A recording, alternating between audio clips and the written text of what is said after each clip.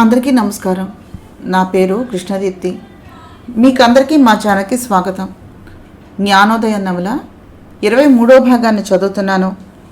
స్వర్ణ పెళ్ళయింది. ఆ తర్వాత పద్మ చేసినటువంటి పని గురించి కృష్ణకు తెలిసింది.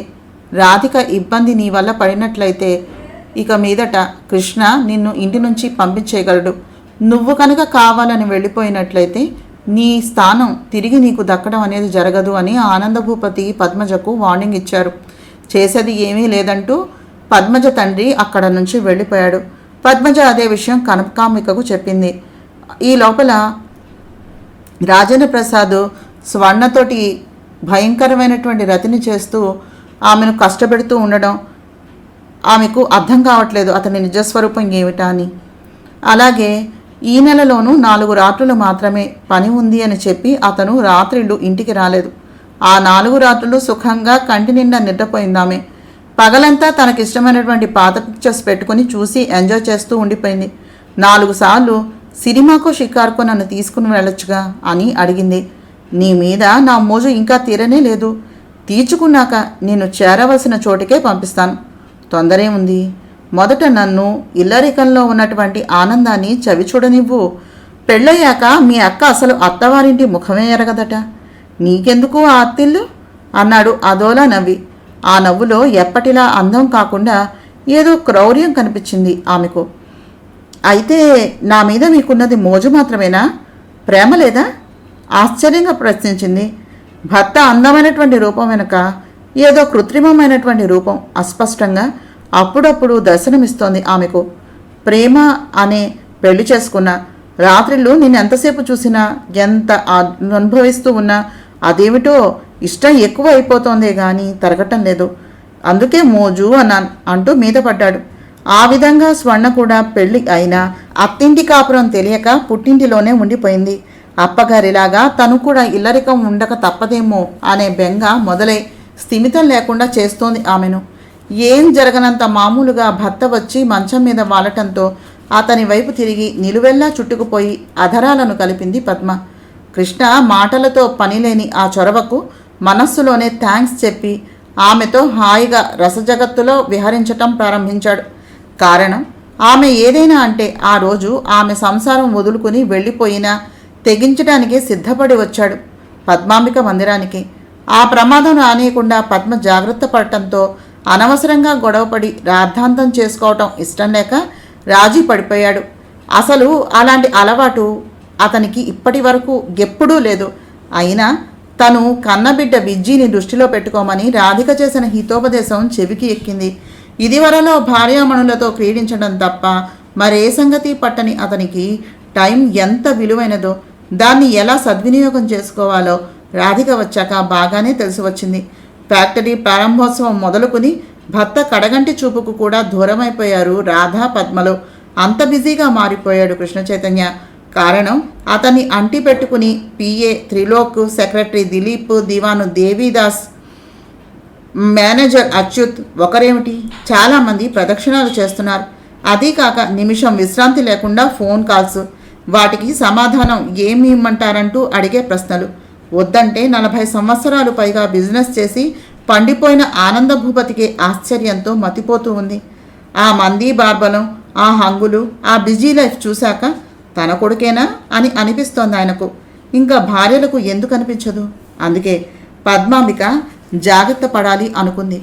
ఎప్పుడైతే కృష్ణ చైతన్య బిజీగా మారిపోయాడో సాధ్యమైనంత వరకు తన వల్ల అతనికి ఎలాంటి తలనొప్పులు కలగకూడదని, ఏదీ అతని దృష్టికి సోకకుండా తనే చక్కపెట్టుకుంటూ 16 అణాల ఇల్లాలిగా మారిపోయింది రాధిక. నరసమ్మ సాయంతో తనే వంట చేసుకుంటోంది. విజ్జీ బాధ్యతను తనే చూసుకుంటోంది. మొదటి నుంచి కూతురు ఎక్కడుంటోంది, ఏం చేస్తోంది, ఏం తింటోంది, ఎక్కడ పడుకుంటోంది, అసలు స్కూల్కి వెళుతోందా లేదా లాంటి ఆరాలు ఎప్పుడూ పట్టించుకొని పద్మాంబిక తనకి కూతురు పుట్టిందని, దానికి 5 ఏళ్లు నిండాయని, అక్షరాభ్యాసం అయ్యిందని, దాని సంగతి కొంచెం పట్టించుకోవాలని పూర్తిగా మర్చిపోయినట్టుగా తన గురించి ఆలోచించుకుంటూ ఉండిపోయింది. అందుకని ఆ పిల్ల ఎక్కడుందో కనుక్కుని తన మందిరానికి రప్పించుకొని తన పక్క గదిలో నిద్రను పుచ్చి ఉదయాన్నే లేపి దైవ ప్రార్థనను చేయించి ముఖం కడిగించి పాలు ఇచ్చి అక్షరాలు దిద్దించటం, నేర్పించడం, గుర్తుపట్టేలా చేయటం చిన్న చిన్న శ్లోకాలు వల్లె వేయించడం, తయారు చేసి స్కూల్కి పంపించడం, హోంవర్కులు చేయించడం, ఆట పాట పెంపకం బాధ్యత అంతా తనే వహించింది రాధ.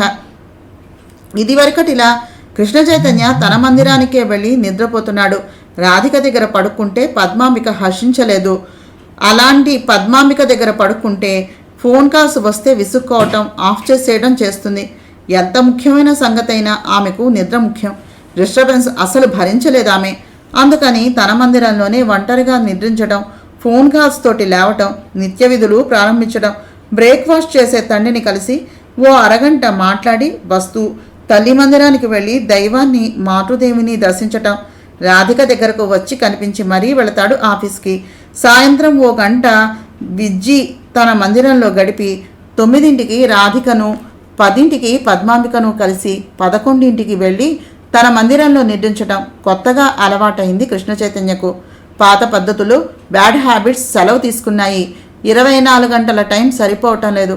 చెల్లెలు స్వర్ణకు పెళ్ళయిందని, భర్తతో తన మందిరంలోనే కాపురం చేస్తోందని మొత్తం అంతా ఇంచుమించుగా ఆమె గురించి మర్చిపోయారు, రాధిక తప్ప.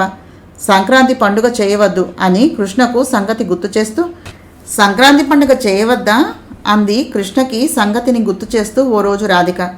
ఎవరికి? యథాలాపంగా అడిగాడు. ఎవరికేమిటి? స్వర్ణకి కొత్తగా పెళ్ళయింది కదా అంది. నాన్నగారు చూసుకుంటారులే తేలిగ్గా అనేశాడు. కానీ బాధ్యతగా తండ్రి చెవిని వేశాడు. అయ్యో, ఆ విషయమే గుర్తులేదురా. అసలు అది ఎక్కడుంది? మళ్ళీ అత్తవారింటికి వెళ్ళలేదుగా. అల్లుడు వస్తున్నాడా? నొచ్చుకుంటూ ప్రశ్నించారు ఆనంద భూపతి. తెలియదు, నాకు ఈ విషయం రాధ చెప్పింది. ఉన్నాడుగా మీ పెద్దల్లుడు, ఆయన్ని పిలిచి అడగండి సలహా ఇచ్చి వెళ్ళిపోయాడు. ఆయన కనకాంబికను అల్లుడిని పిలిచి అడిగారు. ఆ ఇద్దరూ మాకేమీ తెలియదు అన్నట్టుగా పెదవిని విరిచారు. మరి నీకేం తెలుసు? అందరి మీద పెత్తనం చెలాయిస్తావుగా. ఈ దివాణంలో అన్నీ చూసుకుంటున్నానని అతిశయం ఒలకపోస్తున్నావుగా. కూతురు పుట్టింట్లో ఉందో అత్తింటికి వెళ్ళిందో కూడా నీకు కానీ నీ కోడలికి కానీ అవసరం లేదు. మగణ్ణి కట్టిపడేసి పడకటింటి ముచ్చట్లు మాత్రమే తీర్చుకునే కోడలు, అందరి మీద అధికారం చెలాయించే అత్తగారు. భేష్, శభాష్, భలే అత్తాకోడళ్ళు దొరికారు. ఆనంద భూపతి ఎద్దేవగా నవ్వటంతో అత్తాకోడళ్ల ముఖాలు మ్లానమైపోయాయి. అత్తగారితో గవ్వలాడుతూ వచ్చింది. మామగారు పిలుస్తున్నారంటే పద్మాంబిక కూడాను. నీకేమైనా తెలుసునా? శ్రీనుని అడిగారు అల్లుణ్ణి. రాజనప్రసాద్ రాత్రిళ్ళు వచ్చి పగలు వెళ్ళిపోతున్నారట మావయ్య. ఇందాక అక్క చెల్లెళ్ళు ఫోన్లో మాట్లాడుకుంటూ ఉంటే విన్నాను అన్నాడు. ఫోన్లే, ఆ మాత్రం ఇన్ఫర్మేషన్ అయినా ఇచ్చావు. పెద్దలుడు ఇల్లరికం ఉన్నప్పుడు మనం ఉంటే తప్పేమిటి అనుకుని ఉండుంటాళ్లే అని నవ్వి, సరే పండగ ఆనందభూపతి మందిరంలో జరుపుతారు, రమ్మని పిలువు. కనుక ఆ ఏర్పాట్లేవో చూడు. బాధ్యత నాది కదా. రాధిక గుర్తు చేస్తే తప్ప కొత్తగా పెళ్ళైన పిల్లకు పండగ చేయాలనే సంగతి కూడా గుర్తురానంత మందభాగ్యులం అయిపోయాం అన్నారు ఆయన బాధగా. అందరితో పాటు రాధికకు కూడా ఆహ్వానం అందింది ఆనంద భూపతి నుంచి. ఆ సంగతి తెలియని సుచిత్రాదేవి, ధనుంజయులు పర్సనల్గా కృష్ణ చైతన్యకు ఫోన్ చేసి పండక్కి రమ్మనమని విడివిడిగా ఆహ్వానించారు. మాకు పెళ్ళి అనే తంతు జరగలేదు కనుక ఈ పండగ హడావుడి ఏమీ వద్దండి. నేను కృష్ణతోటి కలిసి ఉండటాన్నే అసలైనటువంటి పండగలా భావిస్తాను. మా మామగారు పిలిచారు కనుక అక్కడికే వెళ్తాను. మేం రాలేదని మీరు విచారించక ఇన్నాళ్లకు కలుసుకున్నారు కనుక మీరిద్దరూ చేసుకోండి పండగ అని రాధిక తల్లిదండ్రులకు చెప్పినట్టుగా కృష్ణ చైతన్య ద్వారా విని గాఢంగా నిట్టూర్చారు ఆనందభూపతి. పెళ్లికి ఒక్కడిగా వచ్చినట్టే పండక్కి భార్యతో వచ్చాడు రాజన్న ప్రసాద్. సువర్ణ బాగా చిక్కి నల్లబడినట్టుగా కనిపించింది. అందరికీ ఏమడిగినా కావాలని చేసుకున్నటువంటి సుఖాన్ని అనుభవిస్తున్నాను అనేసింది పేలవంగా నవ్వుతూ. దాన్ని బట్టి ఆమె వైవాహిక జీవితం గురించి ఆనందభూపతికి, రాధికకు మాత్రమే అనూహ్యమైనటువంటి ఆరాట ఆందోళనలు కలిగాయి. విజ్జితోటి కాలక్షేపం చేస్తూ పెరటిలోనే ఉండిపోయింది రాధిక. వాడ దగ్గరే స్వర్ణ కూడా ఉండిపోయింది. రాజన్న ప్రసాద్ ఆనందభూపతితోటి చెస్ ఆడుతూ ఉంటే చూస్తూ ఉండిపోయాడు శ్రీనివాస్. హోమ్ మినిస్టర్, కలెక్టర్స్ వస్తున్నారని వాళ్లకు స్వాగత సత్కారాలు చేయాలని కృష్ణ చైతన్య ఉదయాన్నే వెళ్ళిపోయాడు. పద్మ, పూర్ణ, కనకాంబికలు దగ్గరుండి స్వీట్లు చేయించి రుచి చూస్తున్నారు. చెస్ ఆడుతూనే రాజన్న ప్రసాద్లో నిజాయితీ సున్నా, స్వార్థపరత్వం మిన్న, మానవత్వం మచ్చుక కూడా లేదు. ధనదాహం అపారం అని గ్రహించిన ఆనందభూపతికి సువర్ణ భవితవ్యం ఈ వ్యక్తితో ఎలా గడుస్తుందో తెలియనటువంటి అనూహ్యమైన చింత ప్రవేశించింది. ఆయన ఆంతర్యం శ్రీనివాసని రాజేంద్ర ప్రసాద్ని పోలి చూస్తే రాజేంద్ర ప్రసాద్ కన్నా శ్రీనివాసే బెటర్ ఏమో అనిపించింది. అందుకేనా స్వర్ణ అలా నిర్లిప్తంగా ఉంటుంది. కృష్ణ చైతన్య వద్దు వద్దు అని చెప్తున్నా అతని మాట వినకుండా మూర్ఖించి ఈ పెళ్లి చేసి తప్పు చేయలేదు కదా అనే పశ్చాత్తాపం కలిగింది ఆయనకు ఆ క్షణాన. సంక్రాంతి నాటి ఉదయం జ్ఞానాంబికాదేవి మందిరం ముందు పెద్ద సభ ఏర్పాటైంది. మినిస్టర్, కలెక్టర్, ఆనంద భూపతి, కృష్ణ చైతన్య, శ్రీనివాస్, రాజేంద్ర ప్రసాద్ అంతా అక్కడ ఉన్నారు.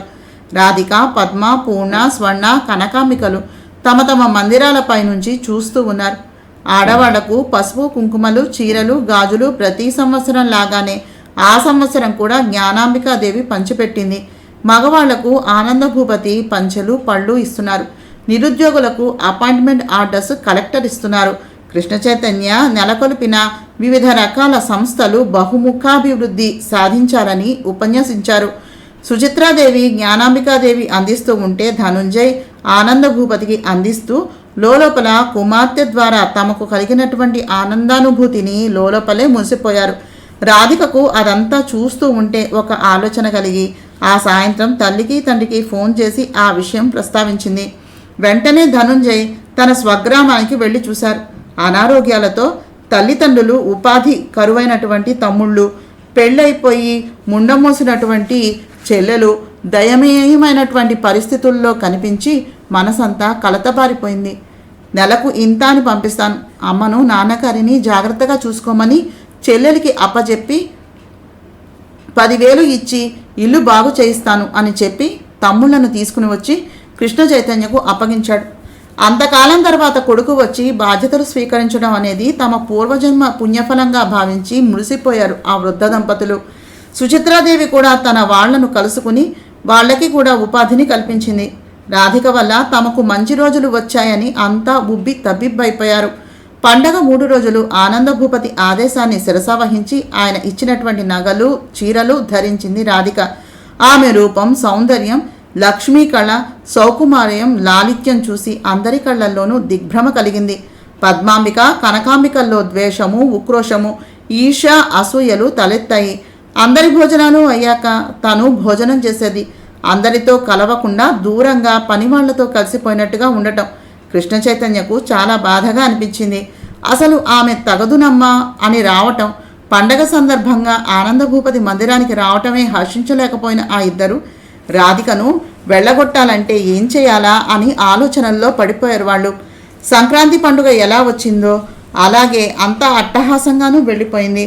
రాధిక కాలేజీలో చదువుకునేటప్పుడు పరిచయమైనటువంటి అబ్బాయిల్లో కృష్ణ చైతన్య వల్ల గాయపడిన ప్రతి వాళ్లకు అతని నీడను ఉపాధి కల్పించబడింది. వాళ్ళంతా రాధికను కలిసి ఆ రోజు రాజేంద్ర ప్రసాద్ పుట్టినరోజు ఫంక్షన్లో గాజు పెంకులు కళ్లల్లో కాళ్లల్లో గుచ్చుకున్నాయి కనుకనే కృష్ణ ఔదార్యము, దయ, సహృదయం మాకు ఇంత అని అన్నం పెట్టేటటువంటి గూడు, ఆధారం కల్పించబడ్డాయి. మాకు కళ్ళు కాళ్ళు వాటిలో పాటు ఉద్యోగాలు కూడా లభించాయి అని కృతజ్ఞతలు చెప్పుకున్నారు. రాధికతో సంప్రదించి తమ్ముళ్లను, తల్లిదండ్రులను అది వరలో తను ఉండేటటువంటి ఇంటికి షిఫ్ట్ చేశాడు ధనుంజయ్. ఎంతకాలం నుంచో ఎదురు చూస్తున్న కాలం కలిసి వచ్చింది పద్మ, కనకాంబికలకు. కృష్ణ చైతన్య బెంగళూరు వెళ్ళాడు. రావటానికి 10-15 రోజులు పడుతుందని గ్రహించగానే తమ ప్లాన్ని అమలు చేశారు. నరసమ్మ ద్వారా ఆ ఇంట్లో స్వీట్లు, హాట్లు, బిస్కెట్స్, చాక్లెట్స్, బియ్యం, పప్పులు ఒకటేమిటి ఫ్రిడ్జ్ సైతం ఖాళీ చేసి అన్నీ మాయం చేసిన నరసమ్మ, మా మనవరాలకి లగ్గం పెడుతున్నారమ్మా, మా అబ్బాయి ఫోన్ చేశాడు, 1 వారం సెలవు కావాలమ్మా అంది నరసమ్మ రాధికకు దగ్గరకొచ్చి. దానికేం భాగ్యం, వెళ్ళిరా అంది రాధిక అసలు కుట్ర ఏమిటో తెలియక. ఆ మన్నాడు కానీ ఆమెకు విషయం అర్థం కాలేదు. బియ్యం డ్రమ్ములో బియ్యం కేజీయే కనిపించాయి. పప్పులు కూడా డబ్బాలో చారేసి మిగిలిపోయాయి. అభిమానమే ఆభరణంలా బతికేటటువంటి రాధిక అన్నం కోసమని ఎవరిని యాచిస్తుంది? కృష్ణ చైతన్య వచ్చేంత వరకు బతకాలంటే ప్రాణాలు నిలబెట్టుకోవాలి. రోజుకో చారెడు బియ్యం కాచుకుని గంజి పోసుకుని రాత్రి పగలు తినేది. తను ఏం తింటే అదే రామచంద్రమూర్తికి నైవేద్యం పెట్టేది. రోజులాగే విజ్జి ఆ రోజు కూడా టేప్ రికార్డరు, పీసీపీ తోటి ఆడింది. ఇదివరకటిలా ఆ పిల్లను రాధిక దగ్గర వదిలేయక పద్మ తన దగ్గరకు రప్పించేసుకుంటోంది. రాధిక బెడ్రూమ్ అంతా అస్తవ్యస్తంగా చేసి ఆడుతూ టేప్ రికార్డర్ ఆన్ చేసింది. ఇంతలో తల్లి పంపించిన పరిచారిక వచ్చి లాక్కెళ్ళిపోవటంతో విజ్జి వెళ్ళిపోయింది. ఆ పిల్ల వెళ్ళాక గదంతా సర్దుకుంటున్న రాధిక గుమ్మం దగ్గర ఎవరో కదిలినట్టుగా తోచి తిరిగి చూస్తూ ఆశ్చర్యపోయింది. శ్రీనివాస్ గదిలోకి వచ్చాడు. మీరా? వారు లేరండి అంది. కృష్ణ చైతన్య ఊళ్ళో లేడని తెలిసి అతను వచ్చాడో లేక ఎందుకు వచ్చాడో తెలుసుకోవాలని. ఆ సంగతి తెలిసే వచ్చాను అన్నాడు గది తలుపులు బోల్టు వేస్తూ. ఇప్పుడు ఆ తలుపెందుకు మోస్తున్నారు? కొట్టుకునే గుండెలతో అడిగింది. తలుపెందుకు వేస్తారో కూడా తెలియనంతటి పసిపాపవా? అందుకే అన్నాడు అదోలా నవ్వుతూ రాధికను సమీపిస్తూ. అన్నయ్య గారు, నేను మీకు తోబొట్టువు లాంటిదాన్నండి. దయచేసి మర్యాదగా వెళ్ళిపోండి. ఈ విషయం కృష్ణకు తెలిస్తే బాగుండదు. ప్లీజ్ అంది వేడుకోలుగా చేతులు జోడిస్తూ రాధిక. వెళ్ళకపోతే భుజం మీద చెయ్య వేయబోయాడు. నేను అలాంటి దాన్ని కాదు. నా మనసులో మీ పట్ల నా ఉన్నటువంటి గౌరవం పూజ్యభావం పోగొట్టుకోవద్దు అంది 2 అడుగులు వెనక్కి వేస్తూనే ఆమె. ఎంతకాలం నుంచో ఇలాంటి సమయం కోసమని కాచుకుని కూర్చున్నది నీ ఉపన్యాసాల కోసం కాదు, అందమైన నీ పొందు కోసం. రావే నా రామచిలక. నీ సౌందర్యాన్ని ఒక్కసారి మనసారా అనుభవించాక చావైనా లెక్క చేయను నేను. ఆ కిష్టిగాన్ని నమ్ముకుంటే ఏం మిగులుతుంది చెప్పు? ఆ పద్మ నిన్నేమీ ఇక్కడ ఉండనివ్వదు. అదే నాలాంటి రసికుణ్ణి నమ్ముకుంటే నీ సౌందర్యం సార్థకం అవుతుంది. నా దగ్గర వద్దంటే 100 కోట్లుంది. అదంతా నీ పాదాభిషేకాన్ని చేస్తాను. నిన్ను పూలతో పూజిస్తాను. ఒక్కసారి నా ముచ్చటను తీర్చవే ముద్దుగుమ్మ. నిన్ను ఎప్పుడెప్పుడు ఏకాంతంగా కలుసుకుంటానా అని నా మనశ్శరీరాలు 2 తప్పించిపోతుంటే కాలయాపన చేయకు అన్నాడు తెగించినట్టుగా చేతులు జాపి రాధికను చుట్టేయబోతూ. 2 అంగల్లో బాత్రూంలోనికి గెంతి తలుపు మూసుకుంది రాధిక, వెంట్రుక వాసిలో ప్రమాదాల నుంచి బయటపడుతూ. ప్రమాదాలు చుట్టుముడుతున్నాయి తల్లి, జాగ్రత్త అని అత్తగారు చెప్పిన తాలూకు జోస్యం దీని గురించేనా అని ఆలోచిస్తూ దాదాపు 2-3 గంటలు అలాగే బాత్రూంలో దైవధ్యానాన్ని చేస్తూ ఉండిపోయిన రాధిక కొద్దిగా తలుపు తీసి చూసింది. గది తలుపు తీసి ఉంది. శ్రీనివాస్ జాడలేమీ కనిపించలేదు. ఎందుకైనా మంచిదని అసలు ఆ రాత్రంతా గదిలోనే ఉండిపోయింది. మన్నాడు మందిరం తలుపులను మూసి లోపలే ఉంటూ రోజులు భారంగా దొల్లించింది. ఆ రోజు పెరటి తలుపు తెరిచి పూలు కోసుకుని వస్తూ ఉంటే అక్కడ 4 తోటకూర కాడలు కనిపించాయి. అవి కడిగి తరిగి కొద్దిగా పెసరపప్పు ఉంటే దాంతో ఉడికించి ఉప్పు వేసి దైవానికి నైవేద్యం సమర్పించి కళ్ళకద్దుకుని తినబోతూ, అదేమిటి అన్నం తినకుండా అని గుమ్మం దగ్గర నుంచి వినిపించడంతో ఆనందోత్సాహంతో అటువైపు చూస్తూనే, కృష్ణ మీరా అంది సంభ్రమంగా. నేనే. ఇదేమిటి ఇంట్లో ఎవరూ లేరు? పెరటి తలుపులు తీసి ఉంటే వచ్చాను. ఇంతకీ అదేమిటి? ప్రసాదం అంతా నువ్వే తినేస్తావా? నాకు కూడా పెట్టు అన్నాడు చెయ్యి జాపి. ఇదా? వద్దు. ఎప్పుడు తిన్నారో ఏమిటో, వెళ్ళి భోజనం చేసి రండి అంది కంగారుగా తడబడి తోటకూర పప్పు గిన్ని దూరంగా పెట్టేస్తూ. భోజనం చేసి రావాలా? మరి నువ్వు భోంచేయవా అన్నాడు చిత్రంగా.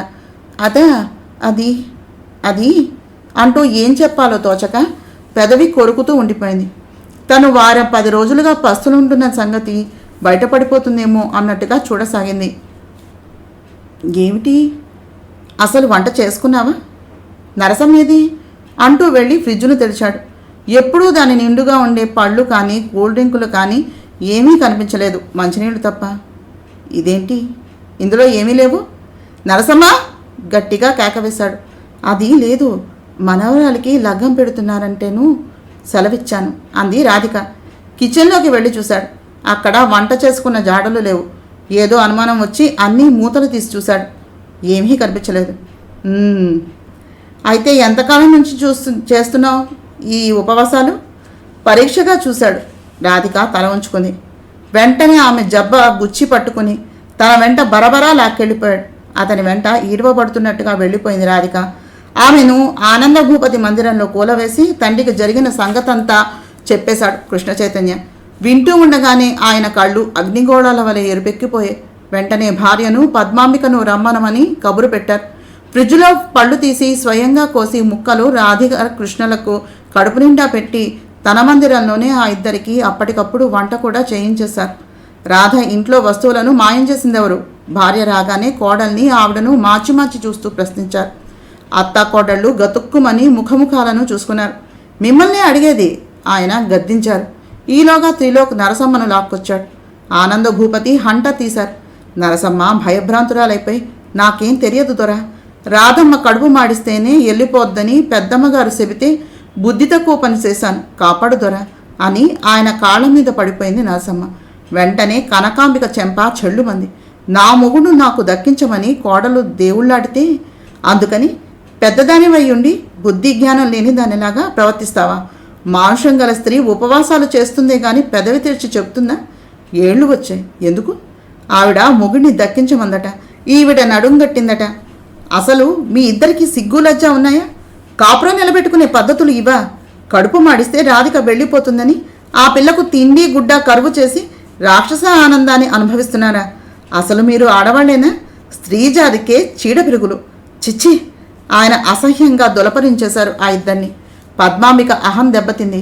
వెంటనే కూతుర్ని తీసుకుని అప్పటికప్పుడు పుట్టింటికి బయలుదేరి వెళ్ళిపోయింది. పోతే పోనివ్వు, నువ్వు బతమాలు వద్దు, భర్త కావాలనుకుంటే ఆవిడే వస్తుంది అన్నారు ఆనంద భూపతి. రాధికను తీసుకుని భోజనం అయ్యాక ఇంటికి వస్తూనే అలసటగా బెడ్ మీద వాలి యథాలాపంగా టేప్ రికార్డర్ ఆన్ చేశాడు. అందులో భద్రంగా రికార్డు చేయబడిన విషయం అంతా బయటకు వచ్చింది. శ్రీనివాస్ కంఠం వినగానే రాధిక నిటారుగా మారింది. అసలు సంగతి ప్రపంచానికి తెలియకూడదు అనుకుంది. ఒళ్ళంతా చెమటలు పోసేశాయి. భయ విఫలంగా కట్టేయబోయింది. ఆమెను నెట్టేసి విషయమంతా విన్న కృష్ణ ఆ టేప్ రికార్డర్ అలానే పట్టుకుని తండ్రి దగ్గరకు వెళ్ళిపోయి వినిపించాడు. ఆనందభూపతి నిర్ఘాంతపోయాడు. నువ్వు ఊళ్ళో లేనప్పుడు రాధ ఇన్ని ఇబ్బందులు ఎదుర్కొందా? ఆయన కళ్ళల్లో నీళ్లు తిరిగాయి. పూర్ణాంబిక శ్రీనివాసులను పిలిపిస్తే మళ్ళీ ఏం కొంపలు అంటుకుంటాయో అని వచ్చింది కనకాంబిక. అల్లుణ్ణి కూర్చోబెట్టి టేప్ రికార్డర్ వినిపించారు ఆనందభూపతి. శ్రీనివాస్ త్రుళ్ళిపడ్డాడు. పూర్ణాంబిక కళ్ళు పెద్దవి చేసుకుని భర్త వంక చూస్తూ ఉండిపోయింది. ఇన్నాళ్ళు ఇంటి అల్లుడివని కన్న కొడుకులా కడుపులో దాచుకున్నాను నీ తప్పుల్ని. ఈవేళ నా సహనం కాస్త చచ్చిపోయేలా చేసావు నీ వెధవ పనులతోటి. ఇంకా ఈ ఇంట్లో నీకు స్థానం లేదు. నీ భార్యను తీసుకుని నీ దిక్కున్న చోటకి పో అని శాసించారు కటువుగా ఆనంద భూపతి. ఎర్రగా జేవురించిన వదనంతో పూర్ణాంబికను తీసుకుని పుట్టింటికి వెళ్ళిపోయాడు శ్రీనివాస్. అత్తింట్లో అన్నదమ్ములు 3 వాటాలుగా పంచుకున్న ఆ ఇంట్లో ఊపిరి ఆడనట్టుగా అయిపోయింది పూర్ణాంబికకు. దాసీ జనంతో సేవలందిన ఆమెకు వంట చేయాలంటే ప్రాణం మీదకు వచ్చినట్టుగా అయింది. మొగుణ్ణి సాధిస్తూ అక్కడ బతకలేక నీ కర్మానికి నువ్వేడు అనేసి మళ్ళీ పుట్టింటికి వచ్చేసింది పూర్ణాంబిక. శ్రీనివాస్ తనను క్షమించి కాపురం నిలబెట్టమని ఆనంద భూపతికి ఉత్తరాలు రాసి ప్రాధేయపడితే ఆయన కొడుకును అడిగారు. అక్క కోసం అతన్ని భరించవలసిందే, రమ్మనండి అన్నాడు ఏదో ఆలోచనతో తల పంకిస్తూ. ఆ విధంగా మళ్ళీ శ్రీనివాస్ కోటలో పాగా వేశాడు. కానీ అతని ప్రవర్తన చిత్రంగా మారిపోయింది. తన అలవాట్లు పద్ధతులు అన్నీ మర్చిపోయిన వాడిలా ఇప్పుడు కృష్ణ చైతన్యకు కుడిభుజంలా మారిపోయాడు. తన తప్పులకు పశ్చాత్తాపంతో ఇంకా ఎప్పటికీ తనకి ఆ ఇంట్లో స్థానం ఉండదేమో అన్నంత బెంగ పెట్టేసుకున్నాడు. పుష్యం గడిచి మాఘమాస ప్రవేశంతో ప్రకృతిలో చాలా మార్పులు వచ్చాయి. పద్మ విజ్జీతో వెళ్ళి 15 రోజులు దాటిపోయినా వస్తున్న జాడలు లేవు. తన పనులు హడావిడిగా బిజీగా చేసుకుంటూ ఉన్నటువంటి కృష్ణ చైతన్య అసలు ఆ సంగతినే పట్టించుకోలేదు. ఉదయం లేచాక ఎవరి హడావిడి వారిదిగా కనిపిస్తోంది. శ్రీనివాస్ కృష్ణ చైతన్య పిలిచినా పిలవకపోయినా కూడా తిరుగుతూ అతను చేసే పని చూసి నేర్చుకుంటున్నాడు. ఇదివరలో కూర్చుని తినేయాలని ఒళ్ళు అలవకుండా అత్తవారి ఆస్తిని అధికారాన్ని పెద్దరికాన్ని తనవిగా తలకెత్తుకుని దర్పం ఒలకపోస్తూ బతికితే చాలదా అన్నట్టుగా అతనిలో రకరకాల ఆలోచనలు ప్రవర్తనలు వచ్చేశాయి. కారణం కృష్ణ చైతన్య మాటలు నడవడి చేతల్లో చూపించే విశాల భావాలు ఆలోచన విధానం ఆశయాలు శ్రీనివాస్కి చాలా నచ్చాయి. ఏదో బలీయమైన ఆకర్షణకు గురి అయినవాడిలాగా ఇనుము అయస్కాంతాన్ని ఆకర్షించినట్టుగా తన మనస్సుని కృష్ణ చైతన్య ఆకట్టుకుంటున్నట్టుగా అతనికి లొంగిపోయాడు. బావగాని నాతో తిప్పుకుంటూ ప్రపంచాన్ని దాని పోకడలను చూపించి ఆయన్ని వ్యక్తిగత పరుస్తాను అని తండ్రికి మాట ఇచ్చి ధైర్యం చెప్పాడు. మొదట ఆయన ఆ మాటలను నమ్మలేదు. అందులో అంత సులువైన పని అది అనిపించి చాలా భయపడ్డారు. కానీ వారం 10 రోజుల్లో ఆయనకు కొడుకు మాటల్లోని ఆంతర్యం ఏమిటో తెలిసి వచ్చింది. అతని ఆలోచన విధానం ఆశయ రూపకల్పన 10 మందికి మార్గదర్శకంగా మారే ప్రజ్ఞాపాఠవాలు స్పష్టంగా చూడగలిగారు. ప్రతి సాయంత్రం తండ్రి కలుసుకోవటానికి వచ్చేవాడు. కూడా త్రిలోకు, గోకుల్, దిలీప్, ధనుంజయ్, శ్రీనివాసులు ఉండేవారు. ఆఫీస్లో తను ఏం చేశాడో, ఏం చేయబోతున్నాడో, తన ఆలోచనలు ఏమిటో చెప్పి డిస్కస్ చేసేవాడు. కృష్ణ, నువ్వేనా? ఈ కార్యదక్షత ఎక్కడి నుంచి వచ్చిందిరా తండ్రి అని ఆనంద భూపతి అబ్బురపాటులో చూస్తూ ఉంటే, ఇక ఎంతకాలం అయినా చిన్నపిల్లాడినేనా తానా? నా వయస్సులో, శరీరంలో, మనస్సులో మార్పులు చోటు చేసుకోవటం లేదు. అలాగే ఆలోచన విధానంలో కూడా అవి కూడాను వస్తాయి, రావాలి కూడాను. అది సహజం కూడాను. సపోజ్ చిన్నప్పుడు కాంతల కౌగిళ్లలోనే కైవల్యం ఉందని నేను పరిగెడితే గుర్రపు రేసుల్లో, బ్రాకెట్ ఆటల్లో, మత్తుమందులో ఏముందో అనే క్యూరియాసిటీతో బావగారు పరిగెత్తేవారు. అంతేనా అంటూ కన్ను గిలికి నవ్వేవాడు. కృష్ణ చైతన్య మాటలకు అంతా పగలబడి నవ్వేస్తే తను శృతి కలిపి సిగ్గుతో సగం చచ్చిపోయేవాడు శ్రీనివాస్. నన్ను అడిగితే అది కేవలం యవ్వనజనితమైనటువంటి బలహీనత అంతే. ఏ పువ్వులో ఏం వాసన ఉందో, ఏ అమ్మాయి కౌగిలిలో ఏ స్వర్గం కనిపిస్తుందో, ఏ సుఖానుభూతులు అంతూ ఎంతో అని వెతికి వెతికి వెర్రెత్తిపోయిన ఆ హుషారు, పాలపొంగు లాంటి ఆవేశం, కట్టలు తెంచుకునే కోర్కెల పరవళ్ళు జీవితానుభవం చదివేశాక ఉంటాయా అండి? ఉంటే వాడు అసలు మనిషే కాదు. ఏం బావగారు, అంతేనా అని కళ్ళెగరేసి నవ్వేవాడు. అంతే అంతే అంటూ తప్పనిసరిగా వంత పాడేవాడు లోపలే సిగ్గుపడుతూ చితికిపోతూ శ్రీనివాస్. ఏ తప్పుకైనా ఒకసారి క్షమిస్తారు, 100 సార్లు క్షమించగలరా? మానవ పుట్టాక మనిషి ఎదగటం, నాగరికత, సంస్కారం అలవర్చుకోవటం అనేది జరుగుతుంది. ఒకళ్ళది పడేసుకుని తినాలని, ఇంకొకరి అధికారాన్ని హస్తగతం చేసుకోవాలని, ఇంకొకరి భార్య ద్రవ్యం తనవిగా సొంతం చేసుకోవాలని కలలుగనేవాడు మనిషి రూపంలో ఉన్నటువంటి రాక్షసుడవుతాడే కానీ మానవత్వం మూర్తిభవించినటువంటి మహనీయుడు కాలేడు. మనిషిగా పుట్టిన దానికి సార్థకత లభించాలంటే ఏదైనా సాధించాలి. కూర్చుని తింటే కొండలు సైతం కరిగిపోతాయనేది ఆర్యోక్తి. ఈ సంగతి నాకు రాధిక చెప్పింది. అందుకే ఈ తపన. లేకపోతే నాకేం తక్కువ? ఏం బావగారు? ఆస్తి, ఐశ్వర్యం, అంతస్తు, అర్హత, వయస్సు, అందం, దర్పం, అధికారం అన్నింటినీ మించి స్వేచ్ఛా స్వాతంత్రాలు అన్నీ ఉన్నాయి.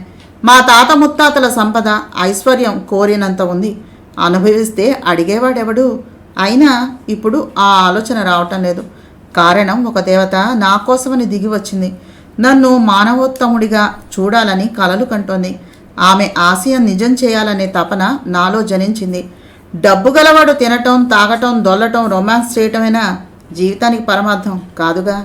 అలా చేస్తే మనకి పశుపక్షాదులకి తేడా ఏమిటి? అవి తింటాయి, సంపాదిస్తాయి, గూళ్ళు కడతాయి, పిల్లల్ని కంటాయి, కష్టపడి పోషిస్తాయి. అంతటితో జీవితం ఎండ్ అయిపోతుంది.